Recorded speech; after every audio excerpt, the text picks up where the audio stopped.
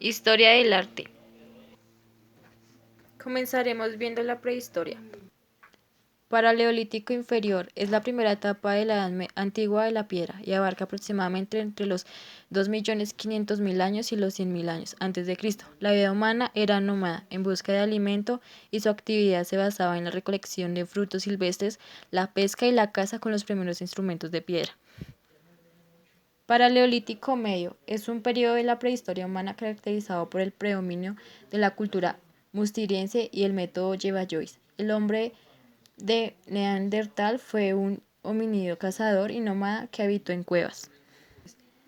Paleolítico superior oscila entre los 35.000 años y los 1.000 años antes de Cristo y supone la etapa final del Paleolítico. Este periodo de la prehistoria se caracteriza por la aparición del Homo sapiens, que procede de África. Neolítico. Como neolítico se denomina el último de los periodos que se conforman junto con los paleolíticos la Edad de Piedra. El neolítico se considera el periodo que se produjo una revolución en los modos de vida, las costumbres y las habilidades del ser humano. Ahora hablaremos de la Edad Antigua. Arte mesopotámico. Es una división cronológica y geográfica de la historia del arte que trata de Mesopotamia durante la Edad Antigua. Entre ambas fechas se desarrollaron las civilizaciones Sumeria, Acadia, Babilonia, etc. Arte románico. El románico es un arte religioso. Su objetivo principal era provocar acercamientos de los fieles a Dios. En arquitectura, los edificios más importantes son religiosos: iglesias, catedrales y monasterios.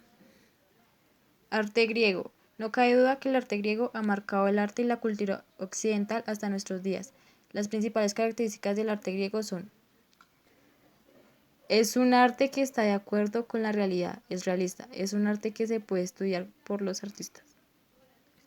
Ahora hablaremos de la Edad Media. Arte románico. Fue el primer gran estilo claramente cristiano y europeo que agrupó a las diferentes opciones que se habían utilizado en la temprana Edad Media y consiguió formar un lenguaje específico y coherente aplicando a todas las manifestaciones artísticas. Arte gótico. Se denominó como arte gótico a un tipo de arte surgido a mediados del siglo XII, que marcó un largo periodo artístico que culminó con la llegada del Renacimiento. Una de las principales características del arte gótico es su larga duración, pues duró casi 300 años. Arte del Renacimiento. Fue un movimiento artístico que se dio en el paso entre el mundo medieval y el mundo moderno. En Europa occidental, con el arte renacentista se intentó retomar los conceptos artísticos grecorromanos.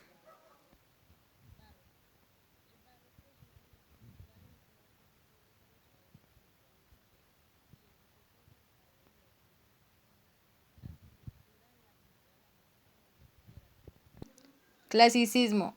Se denomina, se denomina clasicismo al estilo del arte que se desarrolla de acuerdo a los conceptos y valores de la antigüedad clásica, es decir, del periodo de la antigua Roma y la antigua Grecia. Hablaremos de la edad contemporánea. Impresionismo. El impresionismo es una corriente del arte surgida del siglo XIX, principalmente vinculada a la pintura.